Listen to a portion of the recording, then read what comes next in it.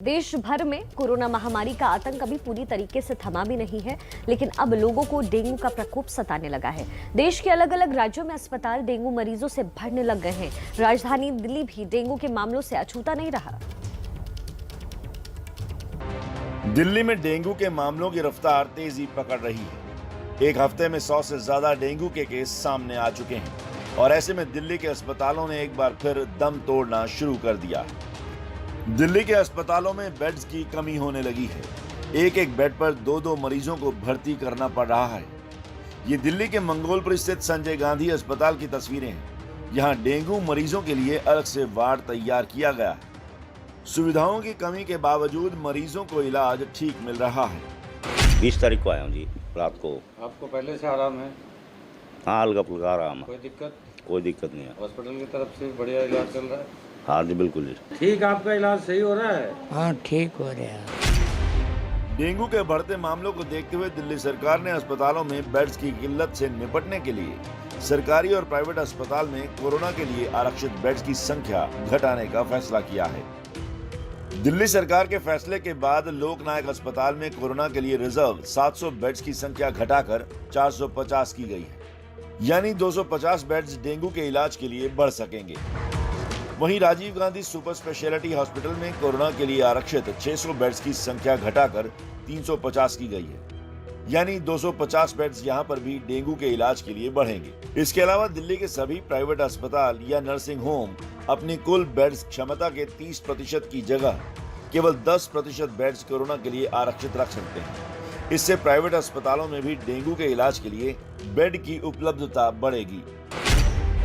दिल्ली से सटे cyber city Gurugram में लगातार डेंगू के मामले बढ़ते जा रहे हैं, जिसको लेकर स्वास्थ्य विभाग अब पूरी तरह से सतर्क हो गया है।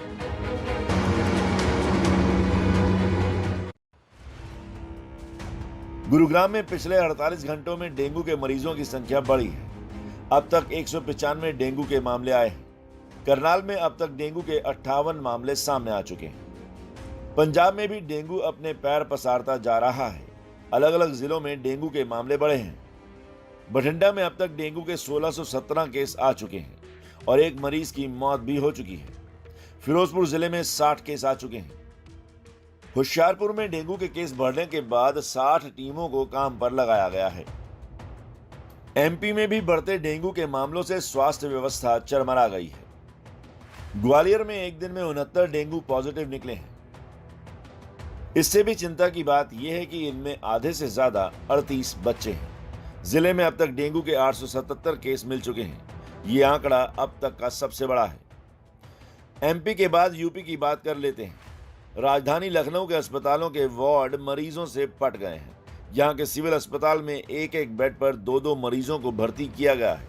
हालांकि राज्य के स्वास्थ्य विभाग के अधिकारी इसकी वजह आसपास के जिलों के मरीजों का लखनऊ आना बता रहे हैं। लखनऊ में सच कहीं पे एंडेमिक नहीं है इसका, जैसे हमारा फिरोजाबाद में था, मथुरा में था, हाथरस में था, वहाँ पे भी अब काफ़ी काबू में पा लिया गया है। अधिकारी हालात काबू में बता रहे हैं, लेकिन असलियत दिखाने के लिए हम आपको यूपी के मुरादाबाद और अमरोहा जनपद ले चलते हैं, जहां अस्पतालों में बेड कम पड़ जाने के कारण एक एक बेड पर डेंगू के दो मरीज रखे जा रहे हैं। बताइए, इस एक बेड पर कितने मरीज हैं? मतलब इस बेड पे हम 2 मरीज हैं कल से। अच्छा जी। क्या बोल रहे हैं अस्पताल के डॉक्टर लोग? बेड नहीं? अस्पताल के लोग ये कह रहे हैं बेड खाली नहीं है, बेड खाली होगा तो हम आपको अलग अलग कर देंगे। यहाँ पे हम आए थे परसों, तब सिंगल मरीज भर्ती थे हर बेड पे, लेकिन आज ये कंडीशन है हर बेड पे दो मरीज भर्ती कर रहे हैं लोग, और वो इतने गंदे मरीज आ रहे हैं पहले से इन्फेक्शन में। क्या उस मरीज को दोबारा इन्फेक्शन नहीं होगा? हालांकि जिला प्रशासन दावा कर रहा है कि मरीजों को इलाज तो दिया ही जा रहा है। प्रभावित गांवों में भी मच्छरों को खत्म करने के कदम उठाए जा रहे हैं। हैरानी की बात यह है कि डेंगू के दौरान देश में जो हालात पैदा हुए थे, उससे सबक लेते हुए सरकार ने इस बार स्वास्थ्य बजट में 137% का इजाफा करते हुए 2,23,846 करोड़ की रकम इस मद में रखी थी। फिर भी देश की स्वास्थ्य सेवाओं में कोई खास फर्क दिखाई नहीं दे रहा।